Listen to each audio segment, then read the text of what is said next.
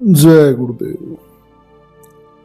सरिता बहन जी के बतलाए हुए कुछ पुराने प्रसंग आज यहाँ प्रस्तुत हैं। उन्होंने बतलाया कि स्वामी जी महाराज जो कुछ भी कहते हैं और जो कुछ पहले कहा है उसे अगर हम भूल जाएं तो भ्रमित हो जाएंगे। एक कवि ने कहा है कि दिल के दरवाजे पर जलने दो यादों के दिए, बातें उनकी कहीं लौट न जाएं अंधेरा पाकर। स्वामी जी महाराज की कही हुई बातें कुछ ऐसी होती हैं जो चेतन मन में रहती हैं और रोजमर्रा चर्चा के दौरान उठती रहती हैं। कुछ बातें अवचेतन मन में रहती हैं, किसी प्रसंग पर याद आती हैं, और कुछ बातें अचेतन मन में रहती हैं जो किसी घटना विशेष पर झकझोर कर उठ खड़ी होती हैं।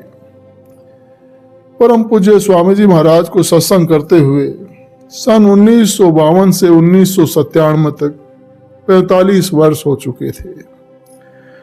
कितने लोग आए, कितने लोग गए, कितने संदेश, कितने आदेश, कितने मोड़ परम पूज्य स्वामी जी महाराज ने सत्संग धारा को बढ़ाते हुए लिए। कभी कभी छोटी छोटी बातों में हंसते हंसाते स्वामी जी महाराज बड़ी बड़ी सीखें दे जाते थे।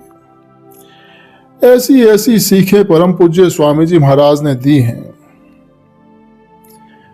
एक बार की बात है, नाम लेने की कोई जरूरत है नहीं। एक सेठ जी थे जिन्होंने परम पूज्य स्वामी जी महाराज के साथ जाने अनजाने शतरंज खेलना शुरू कर दिया था। तो स्वामी जी महाराज कई दिन तो उनकी चालों को कुछ देखते रहे और फिर एक ही दाव में ऐसी सह दी कि सेठ जी जहां से चले थे वहीं जाकर खड़े हो गए। स्वामी जी महाराज ने हंसते हुए कहा था उस समय कि वो समझता था कि मुझे खरीद लेगा। मेरे पास तो उससे बड़े कितने आगे पीछे घूमते हैं, मैं उनकी तरफ देखता तक नहीं। कलकत्ते के सेठ मदन लाल की जेब में उस जैसे कितने पड़े हैं और मदन लाल को तो मैं कुछ समझता ही नहीं, तो उसकी क्या हस्ती है जो मुझे खरीद लेगा। ये बात परम पूज्य स्वामी जी महाराज ने उन सेठ जी के निकट रिश्तेदारों से कही थी। तो सरिता बहन जी ने बतलाया कि मुझे अपनी एक बात याद आ गई इसी संदर्भ में। उस समय मैं पढ़ाई किया करती थी और बात करने में मैं बड़ी लाधड़ाक थी। परम पूज्य स्वामी जी महाराज से भी मैं ऐसे ही खुलकर बातें किया करती थी।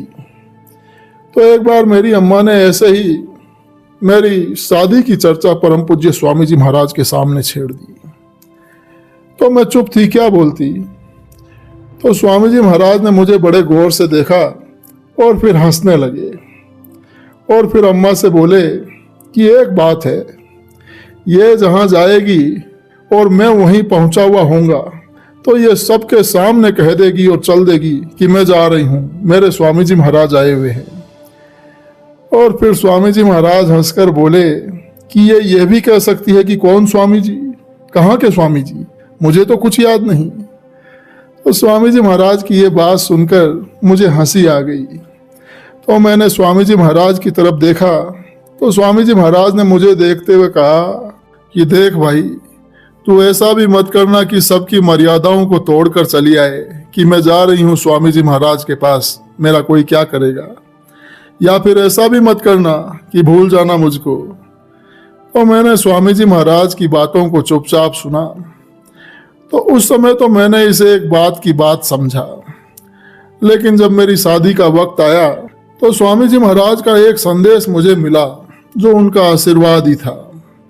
वो संदेश इस तरह से था कि अब एक नए रास्ते पर तू जा रही है, वहाँ कोई ऐसा कदम मत उठाना या ऐसा व्यवहार मत करना जिससे लोग मेरी तरफ उंगली उठाएं कि क्या यही तुम्हारे गुरु ने सिखाया है।